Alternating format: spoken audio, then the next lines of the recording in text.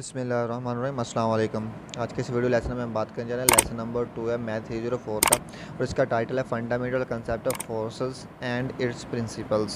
यानी कि जो फोर्सेस हैं और उस फोर्सेस पर जो प्रिंसिपल्स अवे होते हैं उनको हम डिस्कस करेंगे इस लेसन में। सबसे पहले तो हमें पता होना चाहिए कि फ़ोर्स क्या चीज़ है। A force is a push and pull action on an object that change the motion of the object. यानी कि फोर्स जो है वो ऐसी पुश एंड पुल है, यानी कि जो कि किसी भी ऑब्जेक्ट की स्टेट को चेंज कर दे। अगर ऑब्जेक्ट रेस्ट में है तो उसको मोशन में ले आए, अगर मोशन में है तो उसको रोक दे।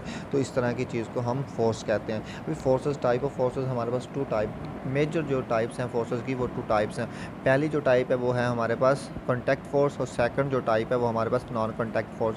अभी कॉन्टैक्ट फोर्स जो कि नाम से ही ज़ाहिर है कॉन्टैक्ट है, ये कॉन्टैक्ट फोर्स ऐसी फोर्स होगी ऑब्जेक्ट्स के दरमियान, अगर टू ऑब्जेक्ट्स के दरमियान, कि वो जो टू ऑब्जेक्ट्स हैं वो फिजिकली आपस में कॉन्टैक्ट भी करें। यानी कि forces that act through direct contact between two objects. यानी कि अगर हम किसी बॉल को किसी वॉल के ऊपर लगाते हैं तो जब तक वो वॉल दीवार के साथ टच नहीं करेगी तो बॉल दीवार को फोर्स नहीं लगाएगी और दीवार वापस बॉल पे फोर्स नहीं लगाएगी। यानी कि कॉन्टैक्ट फोर्सेस में ये है कि दोनों ऑब्जेक्ट्स की जो सरफेस है उनका आपस में कॉन्टैक्ट होना ज़रूरी है। और इस तरह नॉन कॉन्टैक्ट फोर्स है, उसमें हमारे पास जो ऑब्जेक्ट्स हैं उनका आपस में कॉन्टैक्ट होना ज़रूरी नहीं होता, बल्कि वो थोड़ा सा फासले से ही एक दूसरे से पे फोर्स लगाना शुरू कर देती हैं। जैसे कि मैग्नेटिक फोर्स है, ठीक है, इसको हम क्या कहते हैं कि ये जो नॉन कॉन्टैक्ट फोर्स है। तो जो कि मैंने नीचे एक फिगर ये दी हुई है type of forces. Contact forces interaction between objects that touch, ऐसी फोर्सेस जो कि ऑब्जेक्ट के टच होने पे पैदा होती हैं उनको हम कॉन्टैक्ट फोर्स कहते हैं। नॉन कॉन्टैक्ट फोर्स अट्रैक्ट और repel even from a distance से अट्रैक्ट और रिपेल करना जो है वो भी जो है वो नॉन कॉन्टैक्ट फोर्सेस हैं। अभी कॉन्टैक्ट फोर्सेस में हमारे पास अप्लाइड फोर्स है जो कि हम अप्लाइड करते हैं किसी भी चीज़ पर। यानी कि अगर फुटबॉल हमारे पास ग्राउंड में पड़ा हुआ है तो वो हम क्या करते हैं कि फ़ुटबॉल को किक लगाते हैं, तो वो हम फुटबॉल पर फोर्स अप्लाई कर रहे होते हैं। क्योंकि फ़ुटबॉल का साइज़ छोटा है तो वो हमारे पास हमारे ऊपर दोबारा रिएक्शन नहीं करता। अगर उसी के अगर आप कर देंगे अगर किसी पत्थर को किक लगाएंगे तो वो आपके ऊपर उतना ही बैक रिएक्शन करेगा। तो बेसिकली ये अप्लाइड फोर्सेस होती हैं। जैसे कि बॉल हमने दीवार पर लगाया तो वो बॉल ने जाकर जो है वो फोर्स अप्लाइड की दीवार पर, तो दीवार ने कहा कि तू तो मुझसे बहुत छोटी है, तू कैसे मुझ पर फोर्स लगा रही है, तो उस पर उतनी ही बैक फोर्स लगा के वो बॉल हमारे पास आ गई। इस तरह हमारे पास कॉन्टैक्ट फोर्स में स्प्रिंग फोर्स होती है। यानी कि अगर स्प्रिंग फोर्स में अगर हम स्प्रिंग के साथ कुछ चीज़ अटैच करेंगे तो स्प्रिंग उस पर फोर्स लगाएगा। अगर हम खाली रखेंगे तो स्प्रिंग किसी भी चीज़ पे फोर्स नहीं लगाएगा। ड्रैग फोर्स है, जैसे कि पैराशूटर्स हैं, जैसे ज़मीन पर लैंड करते हैं तो पैराशूट उसको थोड़ा सा ड्रैग करती है, तो ये हमारे पास ड्रैग फोर्सेस है। फ्रिक्शनल फोर्स है, कि अगर रोड एंड टायर जो है, किसी भी गाड़ी का टायर और रोड उसका अगर आपस में इंटरेक्ट होगा तो वो फ्रिक्शन फोर्स होगी, अदरवाइज फ्रिक्शन फोर्स नहीं होगी। और इसी तरह नॉर्मल फोर्स है, अगर कोई चीज़ हम मेज़ पर के ऊपर रखेंगे, किसी भी चीज़ के ऊपर हम ये चीज़ रखेंगे तो हमारे पास नॉर्मल फोर्स होगी। या अभी ये जो ऑब्जेक्ट है ये इस सरफेस पर डाउनवर्ड फोर्स लगा रहा है, ठीक है, तो ये जो सरफेस है ये उतनी ही फोर्स अपवर्ड लगा रहा है, जिसकी वजह से ये जो चीज़ है इस टेबल के ऊपर जमी हुई है। इसी तरह नॉन कॉन्टैक्ट फोर्स में मैग्नेटिक फोर्स है, जो कि मैग्नेटिक फील्ड से जो फोर्स बनती है उसको हम मैग्नेटिक फोर्स कहते हैं। तो अभी आपने देखा होगा छोटे होते हम खेलते भी थे, दो मैग्नेटिक ले लेते थे, तो जब हम करीब करने की कोशिश करते थे तो अगर सेम एंड होते थे तो वो आपस में रिपेल करते थे, अगर उनके ऑपोजिट एंड आ जाते थे तो वो आपस में अट्रैक्ट कर लेते थे। तो ये थी हमारे पास मैग्नेटिक फोर्स कि इसमें किसी भी ऑब्जेक्ट्स का आपस में मिलना या कॉन्टैक्ट होना ज़रूरी नहीं है, ये थोड़े से फासले से ही एक दूसरे पे ऊपर फोर्स अप्लाई करना शुरू कर देते हैं। इस तरह इलेक्ट्रिक फोर्स भी है, जो कि इलेक्ट्रिक चार्ज से जो फोर्स पैदा होती है और हम उसको इलेक्ट्रिक फोर्स कहते हैं। और ये थोड़े से फासले पे से ही फोर्स चार्जेस के ऊपर फोर्स जो है वो लगाना शुरू कर देते हैं। यानी कि ये हमारे पास न्यूक्लियस है, ये हमारे पास चार्ज है, तो अभी न्यूक्लियस और चार्ज के दरमियान फासला है, लेकिन ये दोनों आपस में फोर्स के ज़रिए बांधे हुए हैं। इस तरह ग्रेविटेशनल फोर्स है कि ग्रेविटेशनल फोर्स में भी किसी भी ऑब्जेक्ट का जो है वो आपस में मिलना ज़रूरी नहीं है। अभी हम चलते Newton second law of motion. Basically जो न्यूटन्स है वही है जिसने ये फोर्स को डिस्क्राइब किया, ठीक है। यानी कि सेकंड लॉ में इसने ये कहा कि जब हम किसी भी ऑब्जेक्ट जिसका मास m है उसके ऊपर वहाँ अगर फोर्स लगाते हैं तो उसमें एक एक्सेलरेशन प्रोड्यूस हो जाता है in the direction of force, ठीक है। और इसकी इक्वेशन होती है F = m में। तो अभी हम इस इक्वेशन को डिस्कस करें तो force proportional to the acceleration है, यानी कि जितनी ज़्यादा फोर्स हम लगाते जाएंगे उस ऑब्जेक्ट का उतना ही एक्सेलरेशन बढ़ बढ़ता जाएगा और वो उतनी ही एक्सेलरेट होती जाएगी, स्पीडी होती जाएगी। और force proportional to the mass है, ठीक है। जितना ज़्यादा मास होगा हमें उतनी ज़्यादा फोर्स रिक्वायर्ड होगी उस मास में, उस ऑब्जेक्ट में एक्सेलरेशन को पैदा करने के लिए। अच्छा, अभी हम क्या कहते हैं, when an unbalance force act on moving object accelerated. अगर हम कोई भी अनबैलेंस फोर्स किसी मूविंग ऑब्जेक्ट पे लगाएंगे तो वो उसको एक्सेलरेट करेगा। अगर हम उसी सिमत में फोर्स लगाएंगे जिस सिमत में वो ऑब्जेक्ट मूव कर रहा है तो वो एक्सेलरेट होगा। अगर हम ऑपोजिट डायरेक्शन को लगाएंगे तो वो उसको डी एक्सेलरेट करेगा। इवन कि अगर वो फोर्स ज़्यादा हुई तो वो उस ऑब्जेक्ट को रोक भी देगा। अभी फोर्स के जो एसआई यूनिट्स हैं वो न्यूटन्स हैं, यानी कि 1 न्यूटन हमारे पास is equal to 1 kg metre पर सेकंड। अभी इस 1 kg मीटर पर सेकंड स्क्वायर का मतलब ये है कि अगर हमारे पास 1 kg का कोई मास है और वो 1 मीटर जो है डिस्टेंस 1 सेकंड में कवर करे तो उसको हम 1 न्यूटन फोर्स कहते हैं। यानी कि वो फोर्स जो 1 kg मास को 1 मीटर तक 1 सेकंड में कवर करवा दे, उस फोर्स को हम 1 न्यूटन फोर्स कहते हैं। अभी नेट फोर्स है, अभी किसी भी ऑब्जेक्ट पर अगर 2 या 2 से ज़्यादा फोर्सेस लग रही हैं तो उनको नेट फोर्स हम निकालेंगे। नेट फोर्स क्या इससे निकालेंगे, हम दोनों फोर्स को आपस में ऐड करेंगे, वो जो ऐड अप होने के बाद जो फोर्स होगी वो हमारे पास नेट फोर्स होगी। अभी ये हमारे पास एक ऑब्जेक्ट है, इसके ऊपर 2 फोर्स इस डायरेक्शन से लग रही हैं और 2 फोर्स इस डायरेक्शन से लग रही हैं। तो ये जो नेट फोर्स हम निकालेंगे, हम इन 4 फोर्सेस को आपस में ऐड या सब्ट्रैक्ट करेंगे। अभी हम नेट फोर्स निकालने का तरीका क्या है कि ये अगर हम इस डायरेक्शन को रेफरेंस बना लेते हैं, एक डायरेक्शन को हमें रेफरेंस बनाना पड़ेगा और दूसरी डायरेक्शन उसके ऑपोजिट होगी और उसके साथ हम नेगेटिव लगाएंगे। अगर हम 5 और 10 को आपस में रेफरेंस बना लेते हैं तो इसमें कोई ममानत नहीं है कि आप बेशक इसको भी रेफरेंस बना सकते हैं, 7 एंड 6 को भी, ठीक है। तो मैंने इधर 5 एंड 10 को रेफरेंस बनाया तो इसमें हमारे पास 5 एंड 10 जो है वो रेफरेंस एक्सेस से आ रही हैं, वो दोनों पॉजिटिव हैं, 10 न्यूटन प्लस 5 न्यूटन। अभी -6 न्यूटन -7 न्यूटन। अभी आपके जहन में सवाल तो ये होगा कि इन फोर्सेस के साथ माइनस तो लगा नहीं हुआ, तो हमने माइनस कैसे लगा दिया। हमने माइनस ये लगा दिया कि अभी इस कोर्स में मैथ 304 में यहाँ पर माइनस के 2 मतलब होंगे। एक तो मतलब ये होगा कि वो उसको सब्ट्रैक्ट कर रहा होगा एक चीज़ में, और दूसरा ये होगा वो डायरेक्शन को शो कर रहा होता। ये क्या डायरेक्शन, ये दोनों फोर्स 6 न्यूटन और 7 न्यूटन की ये शो कर रही है कि ये दोनों फोर्स के ऑपोजिट डायरेक्शन से लग रही हैं, ठीक है। तो अब एक साइड वाली फोर्सेस को हमने आपस में ऐड किया तो ये हमारे पास 15 न्यूटन बनी, और इन दोनों फोर्स को हमने करें तो ये -13 न्यूटन बनती है। तो आपस में करेंगे 2 नेट न्यूटन हमारे पास फोर्स आ गई, तो ये हमारे पास पॉजिटिव है। अभी हमारे पास पॉजिटिव का मतलब ये है कि जो इस डायरेक्शन से फोर्सेस लग रही थी ये हमारे पास ज़्यादा है इस डायरेक्शन से, तो ये ऑब्जेक्ट जो होगी वो इस डायरेक्शन में मूव करना शुरू कर देगी। ये कंसेप्ट है हमारे पास इस पूरे कोर्स में, साइंस का ये सब्जेक्ट जो है वो रहेगा, हमारे पास कंसेप्ट रहेगा। तो अगर यहाँ पर नेगेटिव कर सकते हैं, अगर हम रेफरेंस एक्सेस को बना लेते इसको, यानी कि ये दोनों नेगेटिव कर लेते तो ये हमारे पास -2 आना था। तो फिर भी हमने यही कहना था कि ये जो बॉडी है ये इस तरफ को मूव कर रही है। ये कंसेप्ट है, इस कंसेप्ट को समझने की ज़रूरत है। अभी है बैलेंस्ड फोर्सेस। अभी बैलेंस फोर्सेस क्या होती हैं, अगर दोनों किसी भी ऑब्जेक्ट पर दोनों साइड पर फोर्सेस लग रही हैं और दोनों सेम हैं और ऑपोजिट डायरेक्शन में हैं तो वो दोनों आपस में कैंसिल आउट हो जाएंगी, और बॉडी अगर रेस्ट में तो रेस्ट में रहेगी, मोशन में है तो वो उसी ही कांस्टेंट वेलोसिटी के साथ मोशन करती रहेगी। वो होगी एफ जो नेट फोर्स है वो हमारे पास 0 होगी।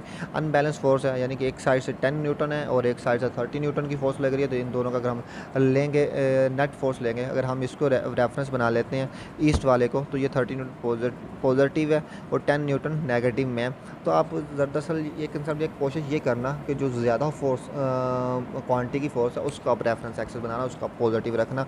उसमें ये होता है कि कन्फ्यूजन नहीं होगी आपको नेगेटिव की और पॉजिटिव की। 30 न्यूटन है तो आपके पास रह जाएगा 20 न्यूटन। तो ये क्या होगा कि ये जो बॉडी होगी जिस ऑब्जेक्ट पे, अगर ये इस ऑब्जेक्ट पे एक्ट कर रही हैं तो ये 20 न्यूटन फोर्स है ईस्ट वाली बढ़ गई, तो ये इसका मतलब ये जो बॉडी है ये ईस्ट की तरफ मूव करेगी। अभी है इनर्शिया।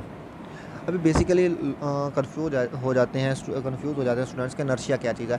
इनर्शिया बेसिकली कोई चीज़ नहीं है। इनर्शिया ये चीज़ है कि किसी भी चीज़ को की मदाफ़त, मिसाल के तौर पर एक ऑब्जेक्ट है वो रेस्ट में पड़ा हुआ है, हम चाहते हैं कि ये ऑब्जेक्ट जो है वो मूव करे, ठीक है, लेकिन वो ऑब्जेक्ट नहीं चाह रहा होता कि मैं मूव करूँ, यानी कि वो कहता है कि मुझे तकलीफ़ ना हो, ठीक है। अगर वो चल रहा है तो वो कहता है कि मैं कांस्टेंट वेलोसिटी से ही चलूँ, मुझे कोई बंदा रोके ना, ठीक है।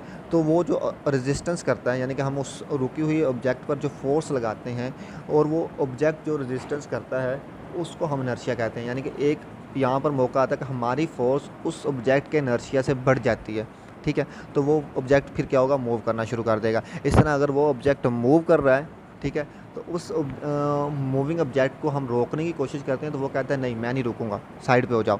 लेकिन हम फोर्स ज़्यादा लगाना शुरू कर देते हैं, यहाँ तक कि उसका जो नर्सिया मूविंग की वजह से बन रहा होता है उसको अगर हम ओवरकम कर लेते हैं, उससे ज़्यादा हमारी फोर्स हो जाती है, तो वो ऑब्जेक्ट रुक जाता है, हार मान जाता है कि ठीक है बाबा मैं रुक जाता हूँ, ठीक है अब आप अपनी फोर्स ख़त्म करो, तो वो रुक जाता है। यानी कि बेसिकली नर्सिया का जो कंसेप्ट है वो यही कंसेप्ट है कि आप कोई भी ऑब्जेक्ट जो होता है वो अपनी पोजीशन चेंज करना नहीं चाहता, लेकिन हम ज़बरदस्ती उससे करवाते हैं, और उस ज़बरदस्ती के दौरान वो जो ऑब्जेक्ट जो रेजिस्टेंस करता है उसको हम उस ऑब्जेक्ट का नर्सिया कहते हैं। और वो जो नर्सिया होता है वो हमारे पास किसी भी ऑब्जेक्ट के मास पे डिपेंड करता है। अगर मास ज़्यादा होगा तो हमें ज़्यादा वो उस ऑब्जेक्ट का नर्सिया ज़्यादा होगा और हमें ज़्यादा फोर्सेस चाहिए होगी उस ऑब्जेक्ट की स्टेट को चेंज करने के लिए। मिसाल के तौर पर अगर हमारे पास एक फुटबॉल है, उसको हमने किक लगाई है तो उसका मास कम था तो वो इजीली चला गया, हार मान गया। अगर हम रोकना चाहते हैं, अगर वो फुटबॉल है उसका मास कम है, आ जाता है, हम सिर्फ अपना पाँव आगे करते हैं तो वो रुक जाता है। लेकिन हम कोई बड़ी चीज़ आ जाती है, कोई बाइक आ जाए तो उसको रोकने के लिए हमें थोड़ी सी ज़्यादा फोर्स है, काफ़ी ज़्यादा फोर्स लगानी पड़ती है। अगर बस या ट्रक आए तो हम एक आदमी तो उसको रोक नहीं सकता, ठीक है। तो ये जैसे जैसे मास ज़्यादा होता जाएगा उससे ऐसे ही उस ऑब्जेक्ट का जो इनर्शिया वो ज़्यादा होता जाएगा। अभी है इक्विलिब्रियम जो नेक्स्ट है। यहाँ पर फोर्सेस के लिहाज से हम सिर्फ फर्स्ट जो है कंडीशन है वही इक्विलिब्रियम की डिस्कस करेंगे। बेसिकली इक्विलिब्रियम की 2 कंडीशंस होती हैं, वो आगे जाके नेक्स्ट लेक्चर्स में सेकंड कंडीशन भी आएगी। फर्स्ट कंडीशन ये कहती है कि किसी भी ऑब्जेक्ट पर फोर्सेस एक्ट कर रही हैं तो उनकी नेट फोर्स जो है अगर ज़ीरो हो जाए तो वो इक्विलिब्रियम स्टेट में है। तो नेट कब ज़ीरो होगी, यहाँ तो अगर वो ऑब्जेक्ट रेस्ट में है तो वो रेस्ट में ही रहे, अगर वो ऑब्जेक्ट मूविंग कर रहा है तो वो कॉन्स्टेंट वेलोसिटी से ही मूव करे, ठीक है। तो एफ नेट ज़ीरो हो जाएगी तो एक्सेलरेशन ज़ीरो हो जाएगा, एक्सेलरेशन ज़ीरो होगा तो वो अगर बॉडी रेस्ट में तो रेस्ट में रहेगी, अगर मूव करती है तो वो कॉन्स्टेंट वेलोसिटी से ही मूव करेगी। यानी कि अगर यहाँ से अगर आप इक्विलिब्रियम का कंसेप्ट निकालें तो आपको ये पता हो जाएगा कि अगर किसी ऑब्जेक्ट की वेलोसिटी में चेंजिंग ना आए तो वो हम कह सकते हैं उसको आंखें बंद करके कि वो ऑब्जेक्ट इक्विलिब्रियम में है, ठीक है। अगर वो देखें रेस्ट में था तो वेलोसिटी ज़ीरो थी, ठीक है। तो उसकी वेलोसिटी में अगर चेंजिंग नहीं आती जब तक वो ऑब्जेक्ट मूव ही नहीं करता तो फोर्सेस जो उस पर लग रही हैं वो बैलेंस है, वो ऑब्जेक्ट मूव नहीं करता तो वेलोसिटी ज़ीरो रहेगी, वेलोसिटी में चेंज नहीं आएगी। तो अगर वो ऑब्जेक्ट कांस्टेंट वेलोसिटी से कर रहा है, मूव कर रहा है, ठीक है, तो उसकी वेलोसिटी में चेंज नहीं आ रहा तो फिर भी वो इक्विलिब्रियम में है। यानी कि अगर आपको एमसीक्यूज़ में बता दिया जाए कि एक ऑब्जेक्ट है वो कांस्टेंट वेलोसिटी से मूव कर रहा है, क्या वो इक्विलिब्रियम में है, तो आपका जवाब होना चाहिए येस वो इक्विलिब्रियम में है। अभी हमारे पास थर्ड जो है वो मास एंड वेट का कंसेप्ट है। ये भी एक बहुत ही कन्फ्यूजन क्रिएट करने वाला कंसेप्ट है, लेकिन मैंने यहाँ पर एक बहुत अच्छी पिक्स के साथ आपको इंशाल्लाह डिस्कस किया हुआ है। उम्मीद है कि इसको देखने के बाद आप जो है कभी भी कंफ्यूज नहीं होंगे। अभी देखें, ये अगर मेरा वैसे जो मास है, यानी कि मैं अगर अपने पे एग्जांपल लगाता हूँ तो बहुत 65 kg, ठीक है। लेकिन अगर मैं मून पे चला जाऊँ, चांद पे चला जाऊँ तो वहाँ पर मेरा मास नहीं होगा, फिर वो मेरा वेट होगा। वेट क्या होगा मेरा? 90 न्यूटन होगा। वेट बेसिकली एक फोर्स है, ठीक है, जो कि किसी उसको सेंटर की तरफ, अगर हम ज़मीन में हैं तो ज़मीन के सेंटर की तरफ जो फोर्स, ग्रेविटेशनल फोर्स जो हम पे लगती है वो होती है, यानी कि ग्रेविटेशनल फोर्स और हमारा मास आपस में मल्टीप्लाई होता है तो हमारे पास है। जैसे कि ये अर्थ है तो 560 न्यूटन है, क्योंकि अर्थ की जो ग्रेविटेशनल फोर्स है वो 10 है। तो 10 के साथ जब हमने 6 को मल्टीप्लाई किया तो हमारा जो असल वेट है वो 5 ये वाला हमारे पास वेट बन गया। तो अभी हम नीचे हमने कंपैरिजन देखते हैं। कंपैरिजन ये करता है कि the quantity of matter in a body is called मास, ठीक है। किसी भी बॉडी में जो होगा, मैटर होगा, जितना मैटर होगा उसका मास कहेंगे। Weight is the force by which the earth attracts toward its centre, यानी कि वेट ऐसी चीज़ है कि वो जो अर्थ जो फोर्स लगाएगी अपने सेंटर की जानब, उसको किसी भी चीज़ को खींचेगी, वो जो अट्रैक्शन होगी, ग्रेविटेशनल फोर्स होगी, वो मल्टीप्लाई बाय मास, तो वो हमारे पास इज इक्वल टू वेट आएगा। अभी mass is a scalar quantity. Mass क्या हमारे पास? स्केलर क्वांटिटी है। Weight is a vector quantity, ठीक है, क्योंकि वेट अगर हमारे पास डाउनवर्ड लग रहा होगा तो वो पॉजिटिव क्वांटिटी में होता है। अगर वेट हम अपवर्ड डायरेक्शन में, अगर हमारे पास ग्रेविटेशनल फोर्स लग रहे तो वो नेगेटिव में आ जाता है। इस तरह mass of a body is constant everywhere in the universe में हम जहाँ भी चल जाएँ हमारा मास सेम ही रहेगा। जैसे कि ये मैंने कहा इधर यहाँ पर मास सेम है, मून पे चल जाएँ तो मास 56 है, अर्थ के ऊपर रहें तो मास 56 है, लेकिन अर्थ पे रहें तो वेट हमारा 560 है, मून पे चल जाए तो वेट हमारा 90 न्यूटन है। लेकिन वेट क्या है, weight of a body varies from place to place and become zero at the centre of the earth and far away from the earth surface. जैसे जैसे हमारी पोजीशन चेंज होगी वेट चेंज होता जाएगा। अभी क्या है हमारे पास, weight of a body is W=mg। अभी ये जो m है ये वाला, ये एक्चुअल मास है जो कि 56 kg था, और g जो है वो ग्रेविटेशनल फोर्स है जो कि 10 न्यूटन होती है। अगर हम 56 से 10 करें तो ये हमारे पास ये वाली क्वांटिटी आ जाएगी। इस तरह mass can be determine by an ordinary balance, किसी भी ऑर्डिनरी बैलेंस हम मास कर सकते हैं। लेकिन wait of a body is measured by a spring balance. Spring balance से हम किसी भी चीज़ का वेट अगर हमने करना तो वो स्प्रिंग बैलेंस करेंगे। ऐसा यूनिट ऑफ मास जो है वो किलोग्राम है, और जो वेट का जो ऐसा मान वो न्यूटन है, क्योंकि वेट बेसिकली एक फोर्स है जो कि डाउनवर्ड लगती है। अभी इक्विवेलेंट फोर्स सिस्टम ये है कि अगर हमारे पास कोई फोर्सेस लग रही हैं, द पॉइंट उसमें हमारे इक्विवेलेंट में क्या है कि पॉइंट ऑफ एप्लीकेशन फोर्स का क्या है, वो कह रहा है कि the point of the body where the force acts is called the point of application. यानी कि ये फोर्स है हमारे पास, ये इस जगह पर लग रही है तो इस पॉइंट को हम कहेंगे पॉइंट ऑफ एक्शन है किसी भी फोर्स का, उस बॉडी का। अच्छा, अभी लाइन ऑफ एक्शन है फोर्स की। लाइन ऑफ एक्शन क्या है कि अगर ये जो फोर्स अगर इस पॉइंट पर लग रही है तो अगर हम इसको एक लाइन में डिस्क्राइब कर दें तो ये जो लाइन होगी ये वाली, ये हमारे पास लाइन ऑफ एक्शन होगी किसी भी फोर्स की। अगर आपको मेरी वीडियो पसंद है प्लीज़ मेरे चैनल को लाइक एंड सब्सक्राइब जरूर कीजिएगा। शुक्रिया।